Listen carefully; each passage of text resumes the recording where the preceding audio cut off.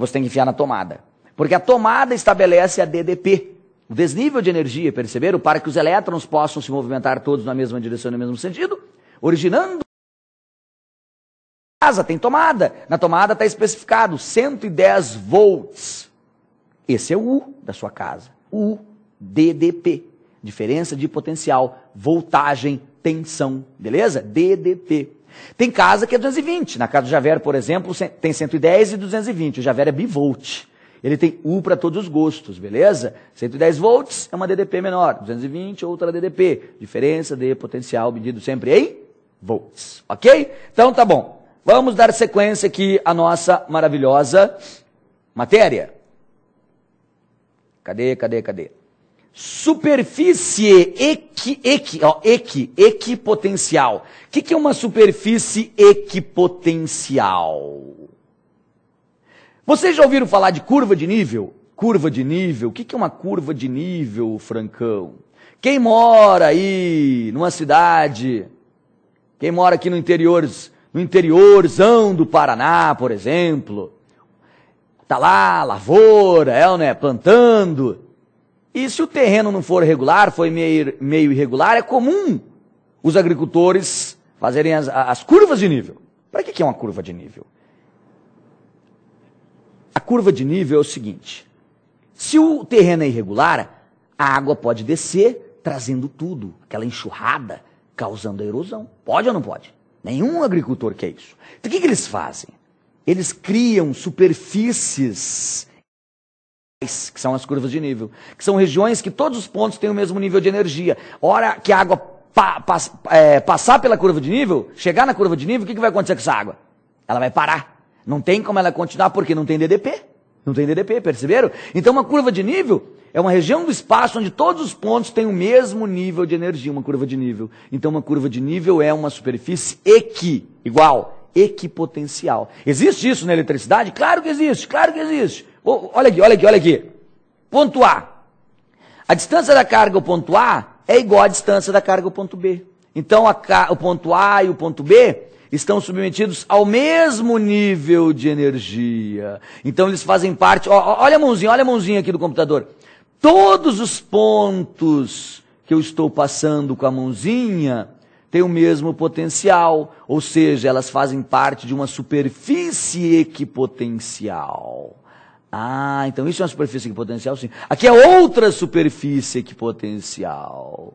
Aqui é outra superfície, perceberam ou não? Que eu desenhei 1, 2, 3, 4, 5 superfícies equipotenciais.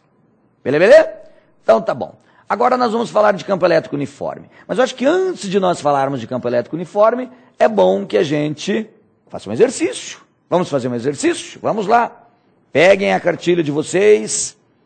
Vamos resolver o exercício número 5. Exercício número 5. Vamos ver o que ele diz no exercício número 5 da página 117. 117. Exercício número 5. Cadê meus pincéis? Meus pincéis. Olhem só. Ele deu a seguinte situação. Dados. Primeira coisa que a gente faz quando a gente está com o testículo na mão, qual é? Ai, professor, eu me desespero. Não se desespere. Pegou o testículo, a primeira coisa que você tem que fazer é tirar os dados. Olhem só. O problema é esse. Aqui eu tenho uma carga menos que.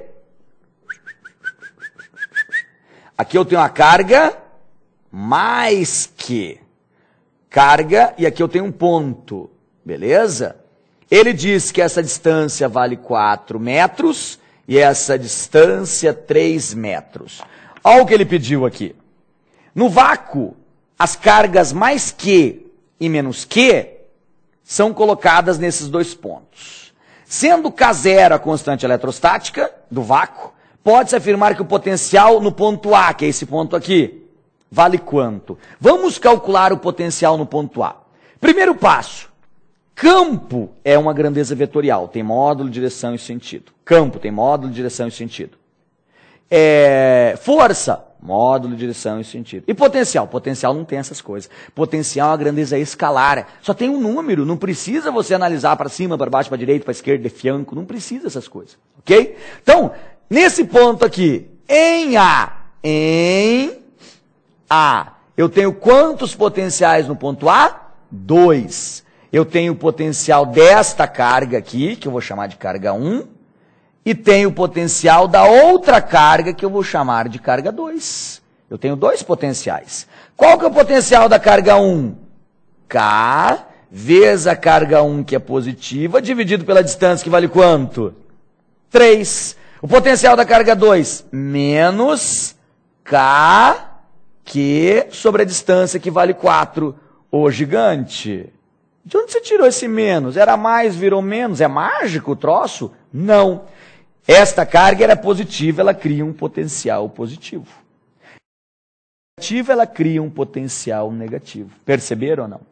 Agora é só fazer a conta. Tira o mínimo entre 3 e 4, geralmente dá quanto? 12.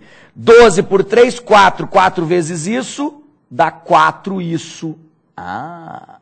12 por 4, 3. 3 vezes isso, dá 3 isso.